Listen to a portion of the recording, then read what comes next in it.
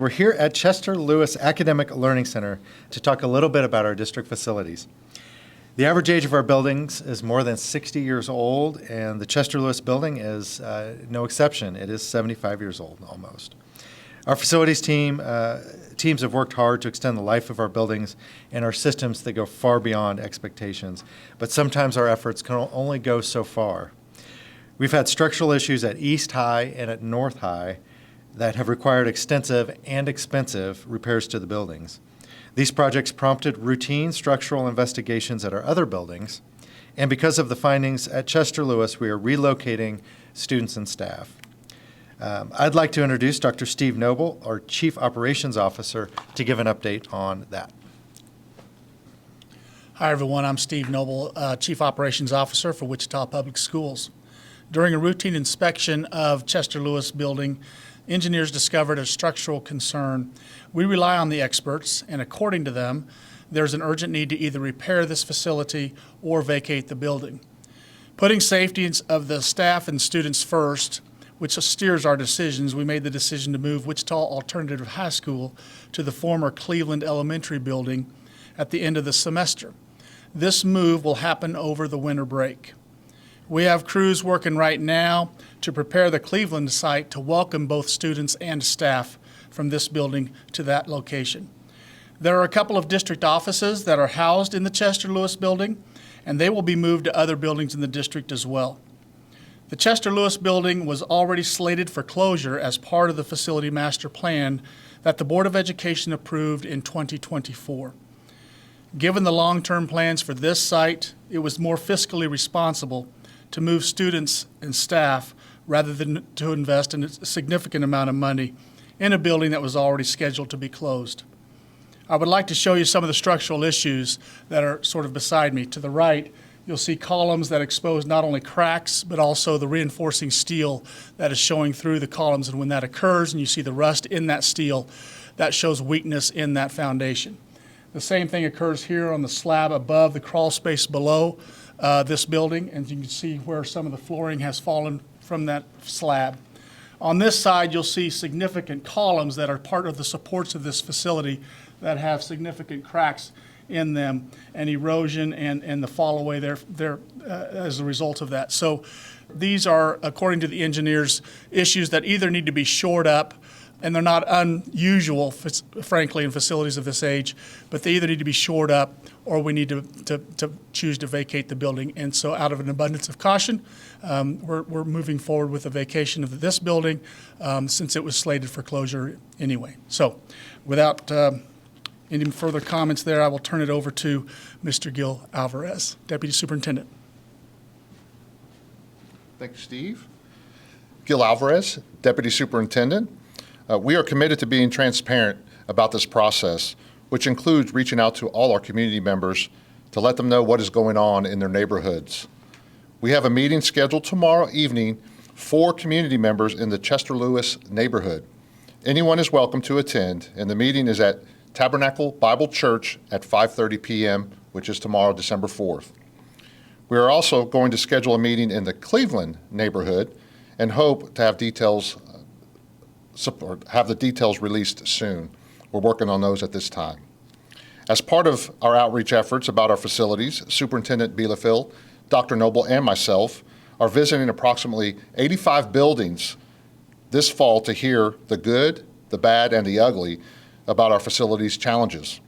We continue to hear themes about heating and cooling, plumbing, and electrical issues. We will use the feedback as we make decisions on how we improve our facilities with our capital funding. The most prominent concerns from Chester Lewis feedback session focused on HVAC and air quality issues, including mold issues and concerns, along with the need for outlets and other technology supports. I want to stress that even with the challenges we have with our facilities, our teachers and staff continue to show up for our students and work tirelessly to ensure that every student is future ready. Now, Superintendent Bielefeld has a few closing remarks.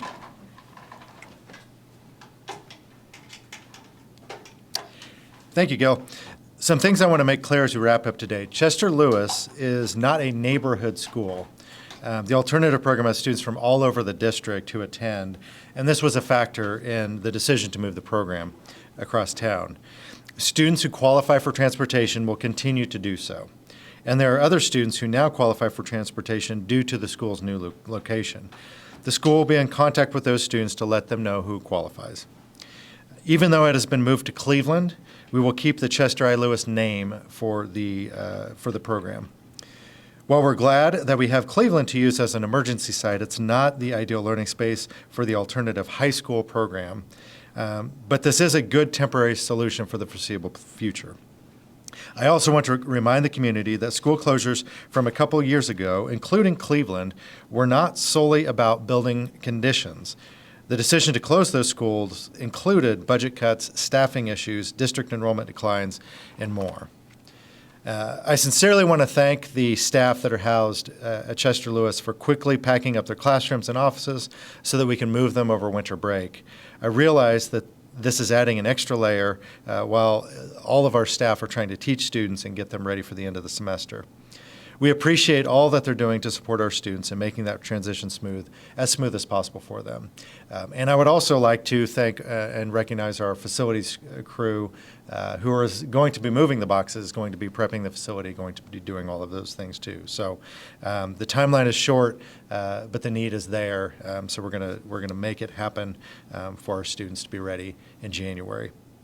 And with that, I will stand for any questions or if Mr. Alvarez or Dr. Noble have answers, they may be called on to. So, this was something, Chester Lewis obviously was already slated to close as part of the facility master plan. You know, I know a piece of that puzzle was also the bond issue that ultimately did not pass earlier this year. Do we have any status on a future bond issue or how the school district is planning to address you know, structural and other facility issues at schools? Yeah, so a couple things. I mean, I think this definitely highlights the need that we have facilities needs in the district. I don't think we can argue that those needs are not going away, and so we continue to navigate problem solving and how to address those needs.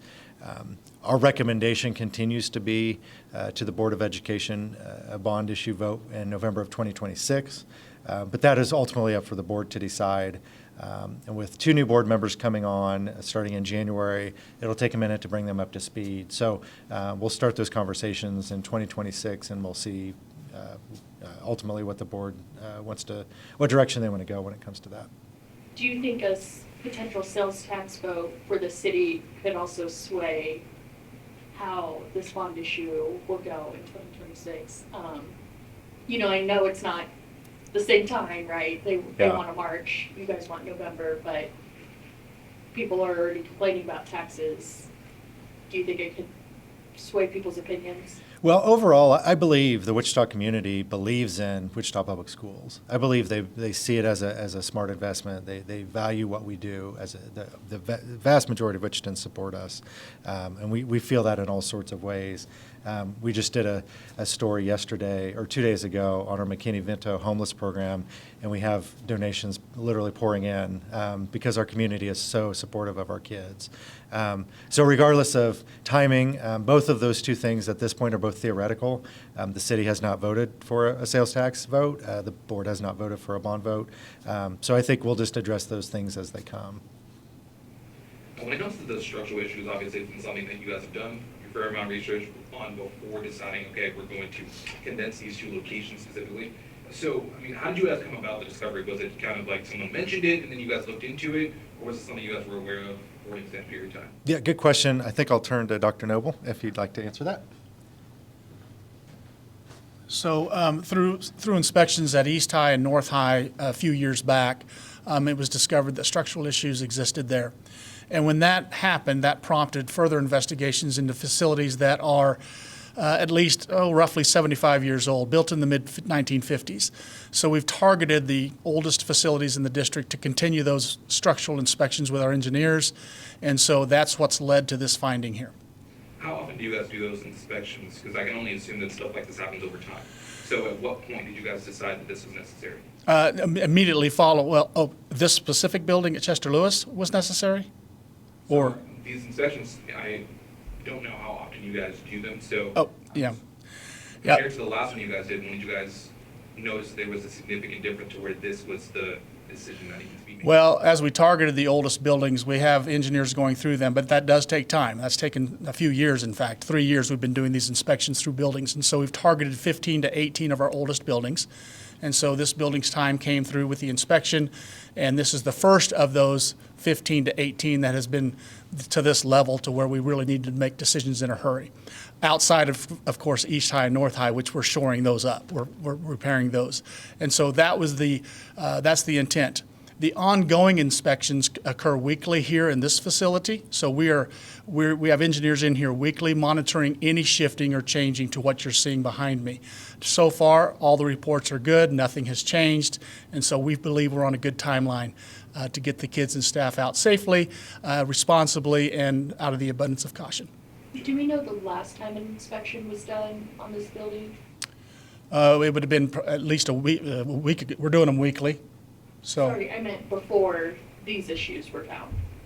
I don't know that answer. Sorry. Thank you. Anything else for me?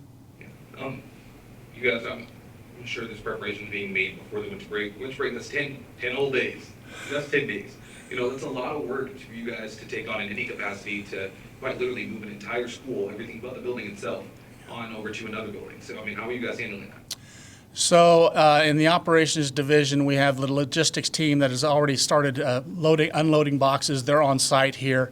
Those boxes were delivered a week or two ago. Staff has been instructed that you can begin packing at your leisure. Staff has had some additional compensation days included in their contracts, addendums, if you will, to help accomplish that. And so that feat began at the same time. We're also readying the Cleveland site. So we've hired, frankly, third-party cleaners to help get that building ready just because we don't have the staff to take out of our existing buildings with students that are in operation today and put them over in Cleveland to get that ready. So that is ongoing. So the cleaning at Cleveland, the prepping for that is ongoing. In addition, because safety is a big issue, we have to get our safety monitors and all of the safe entrances established, and so that's happening at Cleveland right now. The IT department has brought the building back online. It's already networked and ready for students and their devices, and so yes, it's quite an operation. It's in rapid mode for sure. And then one of my last questions for you is just going to be the practical ones, the ones that parents are going to want to know. Parents that are going to be somewhat impacted, you know, one is going to impact, you know, bus routes or anything like that, can your kids still take the same buses? And then class size and ratio, you know, you're consolidating a couple things, so, you know, parents might be concerned, even though you're moving staff as well, how that's going to impact your kid. I will defer to Superintendent Bielefeld. Yeah, I can address the transportation part of that. Communication's already been happening with families, and so pick up and drop off. The timing might be different because of the proximity to the school, but overall, the same kids that were transported or being transported today will be transported after. And then the other question was, class size. Yeah. I have Principal Leroy Parks here that can answer that question much better than I can. Leroy Parks, principal of Chester Lewis. First of all, let me just say that our district support team has been phenomenal. Once we found out and was instructed that we would have to move, we went into action also. Your question about class sizes, I've been able to go over, a team of us have gone over. We've actually measured the classroom, and in some cases, the classroom sizes are actually bigger than some of the spaces that we have here.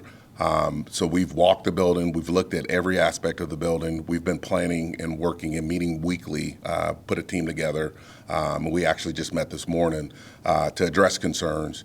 As Dr. Noble said, the service center, they have two folks that are working with us daily, hourly, emailing as we have concerns come up and addressing those needs, and those needs are being met. So it did come as quite of a shock, but at the same time, as Superintendent Bielefeld said, our community is very supportive. Our parents have been supportive. We're getting communication out regularly to the parents. And I feel real good about the fact that we will have no delays in starting school on January 5th. As far as work time, Superintendent Bielefeld mentioned staff have been understanding. We've been living here, so we understand the status of this building, and so staff has been very receptive. We've got some extra days on Saturdays that folks will come in and plan to pack, and the moving plan, I think, is going to work out great. So, thanks. See, I knew he could answer better than I could, so. You said that this was a temporary move over to Cleveland. Do we know how temporary? Has a decision been made on that yet? No, and that really is pending the bond issue plan, because the original plan from last February was to really reinvent this campus with an early childhood center. We have a little elementary school, early childhood center, and then we would consolidate a number of services and things here. And then the Chester Lewis, at least some of the programs would be relocated to what's currently Coleman Middle School, because we were going to build new Coleman Middle School. So if, they're at Cleveland for now. If we get a bond issue passed, then those dominoes will start to fall, and then we'll kind of see what the timeline plays out then. So. This is sort of, I guess, off topic from what's going on now, but, the Eagle and other media outlets have been reporting that, there was a letter that was sent by the Attorney General's office. Is the board hoping to address that issue or planning to address that issue anytime soon? Yeah, I would say you've probably seen the letter, which references some of our policies. And since those are board policies, we're still evaluating those. They haven't had an opportunity to fully discuss all of the different pieces in the letter, because there's a lot there. There are a wide range of recommendations that are included in that letter. And so the letter requested a response in early 2026, and we'll be able to meet that deadline. So. Thank you guys for coming. Thank you for having us.